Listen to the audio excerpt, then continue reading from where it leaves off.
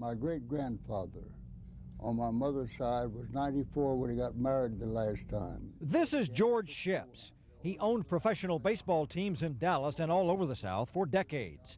He developed baseball stars long before current Rangers management was even born.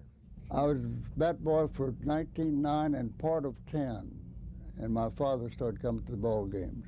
He said, "Son, you're not smart." I said, "What's the matter?" He says, "You're down there hustling around and doing it for glory." And says, "You see those kids up in the stand, they were selling Coca-Cola for a dime and getting 10% of the money." He says, "That's where you make your dough." So I went in the concession stand. And from there, I started running the concession stand. Then I become the traveling secretary and bought my first interest in the club at 21. The Schepps family ran a bakery business, then a brewery.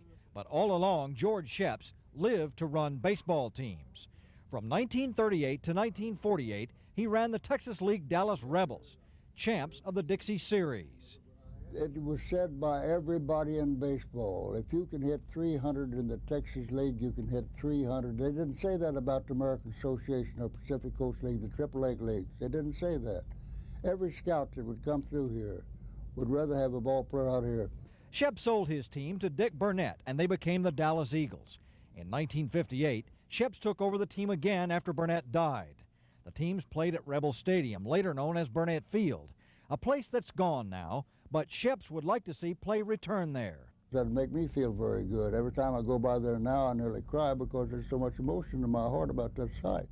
And George Schepps was one owner who cared about his players. They were making nearly as much as they were in the big leagues that time. Your salary up there started with $6,000. So they were getting right at $4,000 down here. They didn't want to leave. They got them all jobs in the wintertime. That was another thing. Our ball clubs were family ball clubs. You'd be surprised, some of these kids off there, even that kid off the 46 club, I got him a job at James K. Wilson. He became their Island Park store manager.